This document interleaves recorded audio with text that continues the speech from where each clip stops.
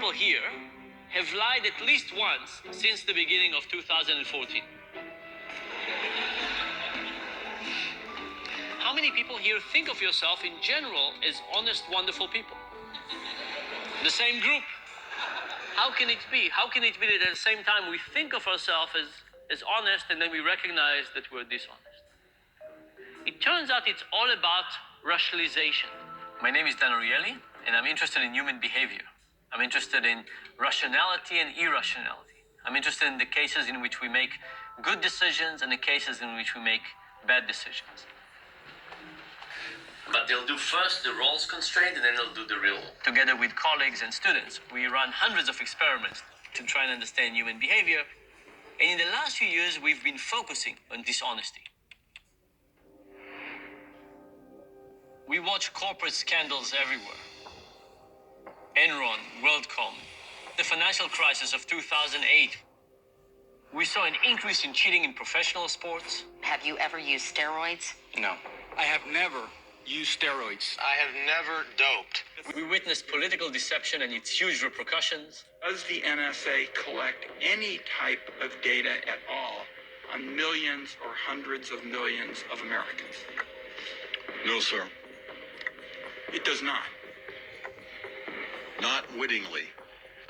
On one hand, we want to look at the mirror and think that we're good, honest, wonderful people. On the other hand, we want to benefit selfishly from being dishonest. As long as we cheat just a little bit, we don't have to pay any price in terms of the image and the way we view ourselves. And we call this the fudge factor. So this is the ability to misbehave and think of ourselves as good people. And you can think about all kinds of ways in which in your own life you have a fudge factor. The speed limit. Maybe it says 55, but are you okay in driving 60? What about cheating a little bit on taxes? What about exaggerating their online dating profile? Across many studies, we find that everything that changes the fudge factor also changes people's ability to be dishonest. There are dozens of elements that can change the magnitude of the fudge factor. And we've been able to observe many of them in the lab. For example, if you can say to yourself, everybody is doing it, it's easier for you to rationalize to yourself that this is actually an okay thing to do and cheat to a higher degree.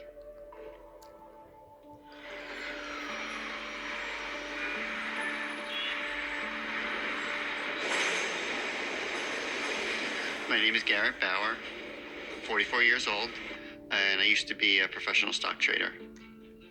I love trading. It was more fun than almost anything. Doing a really smart trade was more important to me than even making money. When I first moved to New York, I met my first friend, and his name was Ken. I knew he knew a lawyer. Matthew Kluger. I worked at a very prestigious firm that represented some of the biggest names in corporate America. I had known Ken Robinson for a couple of years. We talked to each other on the phone. He said, so you're working on these high-profile deals? And I said, yes. He said, so let me get this straight. You kind of get to read tomorrow's paper today. And he said, you know, that information could be valuable to someone. And I said, yeah, but it's very risky. It's highly illegal.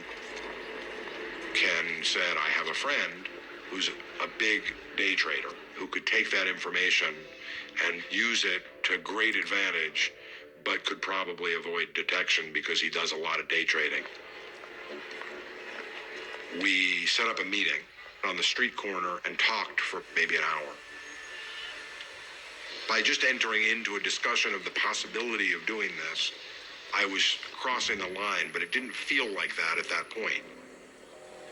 Bauer put me at ease that what we were doing, though wrong, was A, common, and B, not really hurting anybody. Insider trading information is passed around. If it's not daily, it's weekly. There are a lot of people out there who are becoming privy to inside information and using it to trade. Everyone's trading on this stuff. There wasn't one person in my office that wasn't. I passed information, and the scheme gelled. Matt would call Ken with information somewhat like, we think IBM is buying Sun Microsystems. Then they would tell me how many shares. We'd subtract the tax rate, I'd pay the taxes, and then they would get the cash. I did not expect it to take on a life of its own. And then it took on a life of its own.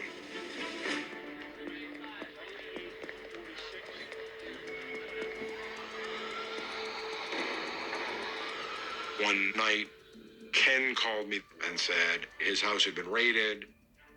I don't remember everything he said on that call, but I remember thinking that some of what he said was a little suspicious and was wondering, is it possible someone is listening? But I dismissed that as being paranoia. What about the information on the law firm? That's what I worry about. Like when you did searches, or I don't know how you did it. If they had that, they would have been here already. There's a big difference between what they know is probably a lie and what they think they can prove is a lie. They go to court without phone calls, without a trail, without a this happened at this time. Right. They just don't have any of that here. Right. And I was arrested the next morning. I sit up out of bed and I hear someone say, Garrett Bauer, where are you? Clearly, I'm thinking it's pretty serious when you have that many FBI agents in your apartment.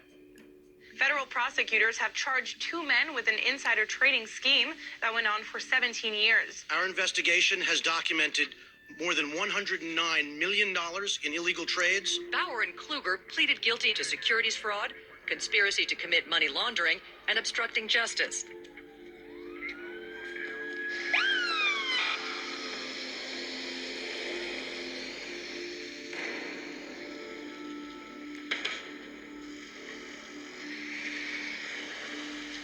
In order to study dishonesty, we need to be able to measure, hopefully precisely, the extent to which people are dishonest.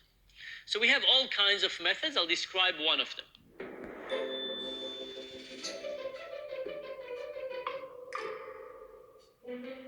You can just have a seat anywhere with a packet and a pen in front of it. We gave people 20 simple math problems. Find the 2 numbers that add up to 10. These are problems that everybody could solve if they had enough time, but we don't give people enough time. We are going to give you 5 minutes to solve as many as possible. At the end of the 5 minutes, please stop, put your pencil down and count how many questions you got correctly. And now that you know how many questions you got correctly, take the sheet of paper, go to the front of the room and shred it. People do that, they come to the front, they say they solved 6 problems, pay them $6, they go home. Very good, thank you for participating. What the people in the experiment don't know is that we played with the shredder. The shredder shred the size of the page, but the body of the page remains intact. And what do we find? On average, people solve 4 problems and report to be solving 6. I solved 6. I don't know if this is embarrassing or not, but I got 6. I believe I got 7 right. We've ran these experiments on 40,000 people. And so far, we found about 20 big cheaters. Those are people who cheated all the way, said they solved 20 problems, and they stole $400 from us. And we also found about 20-some thousand little cheaters, and they stole about $50,000 from us. And I think this is not a bad reflection of reality. Yes, there's some big cheaters out there, but they are very rare. And because of that, their overall economic impact is relatively low. On the other hand, we have a ton of little cheaters. And because there are so many of us, the economic impact of small cheating is actually incredibly high.